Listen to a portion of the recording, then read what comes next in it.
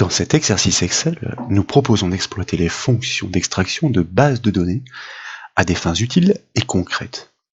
Nous devons travailler sur un tableau de données fruit d'une importation quotidienne. Il s'agit d'automobiles issus d'un parc de véhicules d'une société.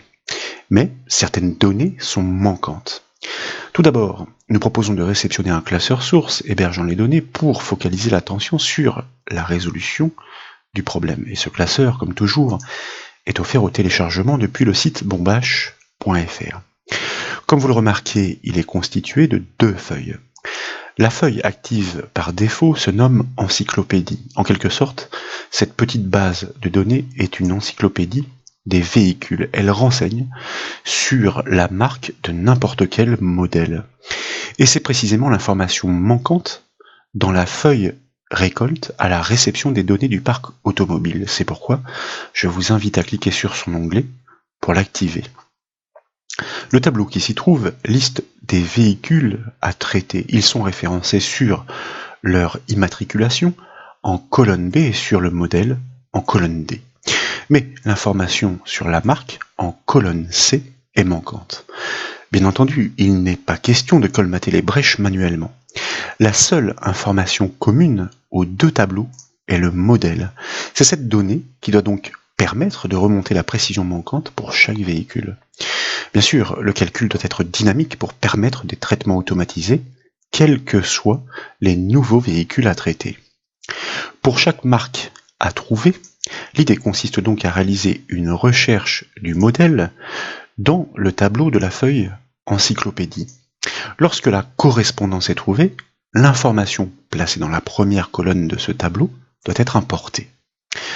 Nous devons donc exploiter l'une des fonctions d'extraction que propose Excel. La recherche V ne peut pas être envisagée. Comme vous le savez, malgré sa puissance, cette fonction impose une contrainte. L'élément cherché doit nécessairement se trouver dans la première colonne du tableau. Or, le modèle est placé dans la seconde colonne du tableau de recherche. C'est la raison pour laquelle nous envisageons d'exploiter la fonction Excel index. Cette fonction requiert trois paramètres. En premier argument, la plage de cellules du tableau de recherche doit lui être passée. Puis, il s'agit de lui indiquer le numéro de ligne et de colonne, respectivement en deuxième et troisième paramètre. C'est ainsi que la fonction est capable d'extraire la donnée située au croisement. Nous connaissons la colonne dans laquelle se situe l'information à extraire. La marque est positionnée dans la première des deux rangées du tableau de recherche. Mais l'information sur l'indice de ligne est variable. Elle dépend de la correspondance trouvée sur le modèle. Et c'est la fonction Excel Equiv qui entre en jeu. Elle requiert, elle aussi, trois arguments et retourne justement la ligne où l'élément cherché est trouvé. Précisément, cet élément doit être indiqué en premier paramètre. Dans notre cas, il s'agit du modèle à trouver. Ensuite, nous devons renseigner la colonne de recherche en deuxième paramètre. Les modèles sont recensés dans la colonne C de la feuille encyclopédie. Le dernier argument est une valeur correspondant au mode de recherche à engager. Lorsqu'une fonction d'extraction ne trouve pas l'élément qui lui est demandé, elle retourne une erreur. Pour éviter ces messages disgracieux, nous suggérons d'englober le tout dans la fonction de gestion d'erreurs, si erreur. Pour procéder donc, je vous invite à activer la feuille récolte et à sélectionner le premier résultat à trouver sur la cellule C5. Bien sûr, nous engageons le calcul en tapant le symbole égal. Et puis, nous allons saisir tout d'abord la fonction de gestion d'erreur, suivie d'une parenthèse ouvrante pour accueillir ces paramètres. Elle en requiert deux. Et bien tout simplement le calcul à tester en premier paramètre, et puis quoi faire si d'aventure une erreur était retrouvée. Le calcul à tester consiste à réaliser l'extraction sur le modèle à trouver, donc nous exploitons la fonction index comme nous l'avons évoqué, nous ouvrons sa parenthèse pour accueillir ces trois arguments, matrice, tableau de recherche, indice de ligne, indice de colonne.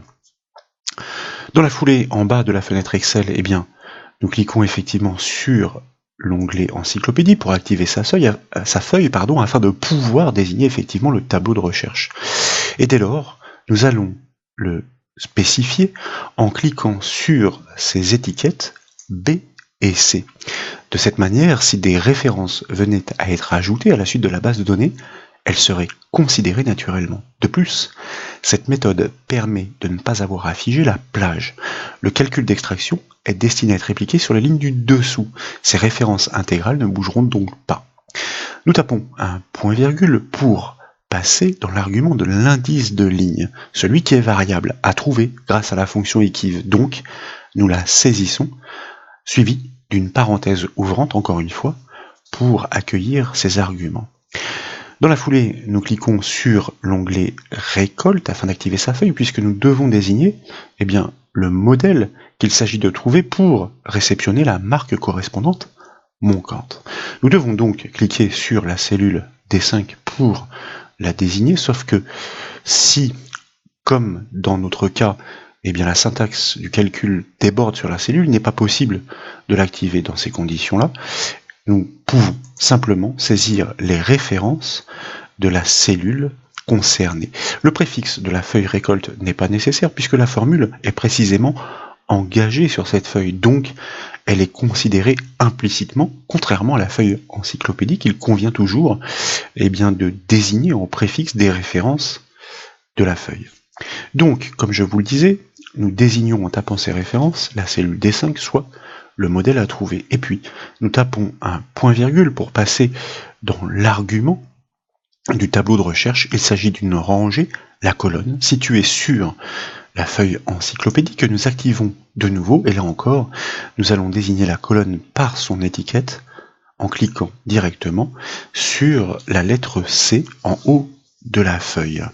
Cette méthode procure les mêmes intérêts que ceux évoqués précédemment pour permettre ce dynamisme si d'aventure effectivement des éléments étaient ajoutés. Nous tapons de nouveau un point-virgule pour passer dans le troisième argument de la fonction équive et nous allons terminer par le chiffre 0 pour demander une recherche selon une correspondance exacte. Effectivement, nous cherchons à trouver un modèle précis et non pas un modèle qui se rapproche de celui que nous stipulons. Lorsque nous choisissons de réaliser des extractions et des recherches approximatives, en général, cela concerne des valeurs numériques pour raisonner sur des tranches de valeurs. De fait, nous pouvons fermer la parenthèse de la fonction équive.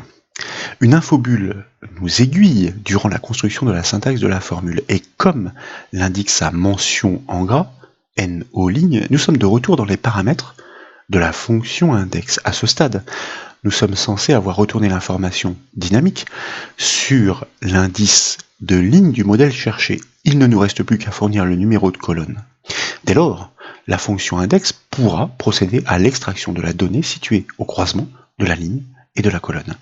La marque à extraire est placée en première colonne du tableau de recherche. De fait, nous tapons un point-virgule suivi du chiffre 1 pour désigner cette première colonne. Nous pouvons donc fermer la parenthèse de la fonction index. De fait, nous sommes de retour dans les bornes de la fonction si-erreur. Nous tapons donc un point-virgule pour actionner son second argument et nous allons simplement saisir deux guillemets pour indiquer à la formule de conserver la cellule vide en cas de souci, c'est-à-dire lorsque la correspondance n'est pas trouvée.